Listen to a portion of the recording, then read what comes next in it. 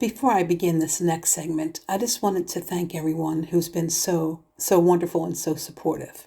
And I also want everyone to know that I realize I won't change the minds of anyone who's not open to facts and truth. The current political climate worldwide proves that people will simply believe what they want to believe. Regardless of what's right in front of them, evidence, receipts, screenshots, it won't matter to them. That said, it's important still that the truth is shared. So we left off in October of 2019 with the previous excerpt. We are now into September of 2022.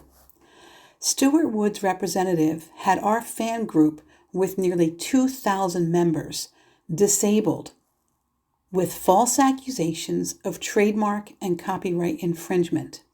More about this can be found in a video that was created by a fan advocate group called Operations All Diddums.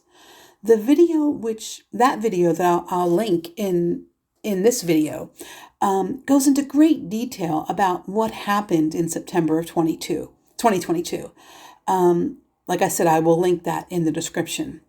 There you will see evidence of the fraudulent accusations which actually goes against Facebook's policy. There's not a lot a regular person can do to fight this. Getting a response or even a phone number with a person to answer over at Facebook is just impossible. It's impossible without legal representation. I did what I could at the time, and I did file a dispute. Now, over a year and a half has gone by since then, and Facebook has never responded to my filing.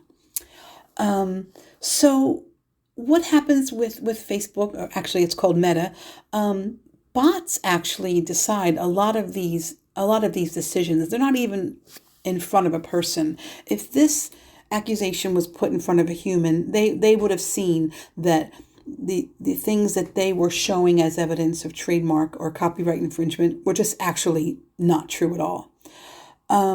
So, of course, getting a lawyer to go into this and spend that kind of money just seemed absolutely ridiculous. I had a lot going on in my life at the time, and honestly, what's going to come of it? What am I going to get? Nothing, because they have nothing.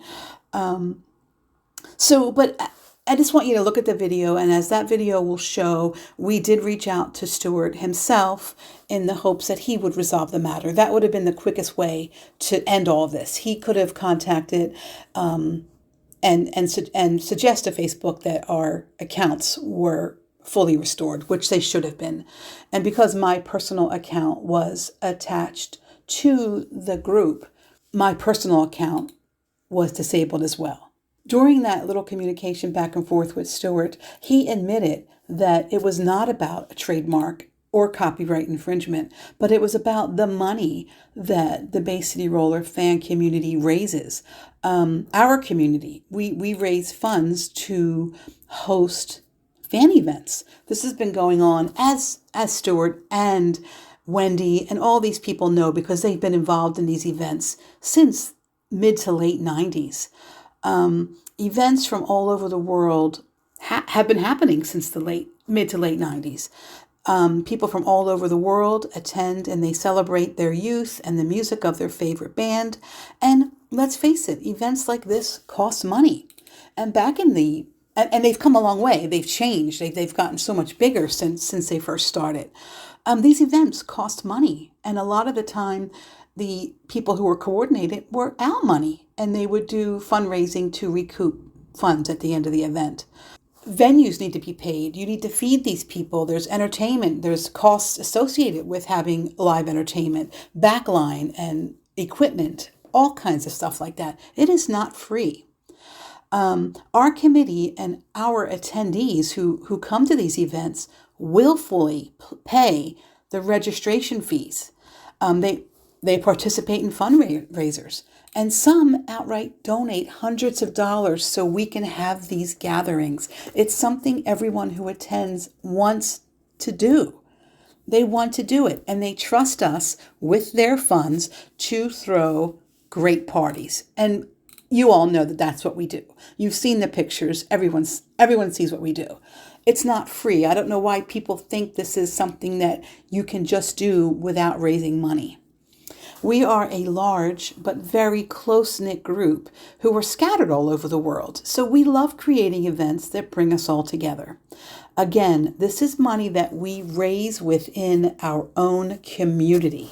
They know this, like I said. If you remember from part one, Denise actually offered items for our raffle table to recoup funds. So the fact that they are claiming they don't know where the money goes or whatever, it's just BS. It's absolute BS. So instead of maybe, partnering with us, we are pretty successful at what we do.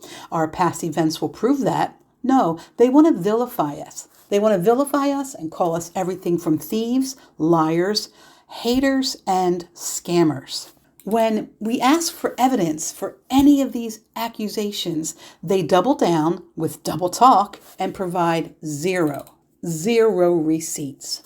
Our admin team has been accused of hating Woody and causing irreparable damage to his career. Yet no evidence of anything supporting these accusations exist. It just doesn't exist. I don't hate Woody. I could if I wanted to, but I don't hate him. I don't hate her. I just don't understand them. I don't understand them at all. I will let you all know that my loss has been insurmountable.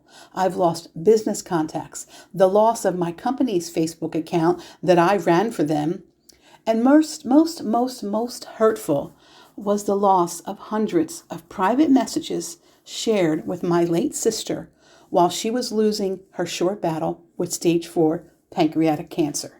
This was during COVID when I couldn't go to her treatments with her, but I would be with her in PMs and we would talk the entire time. You're there for hours.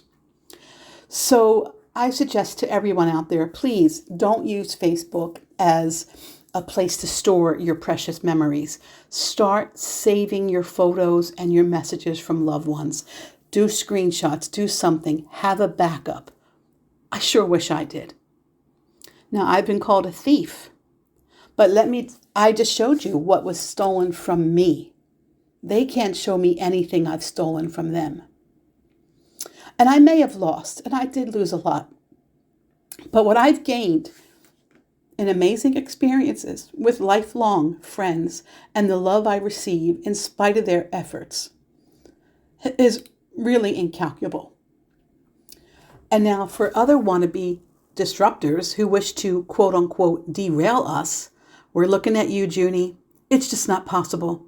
And please, don't be jealous. There will be excerpts dedicated just for you. For someone who has a famous legal expert in your family whom you work for, you'd think things like receipts or any kind of evidence of your claims against anyone would be paramount to you before you make libelous claims about people in a public forum. And yes, of course, we have evidence of your unfounded, untrue claims against us. Every single one of them.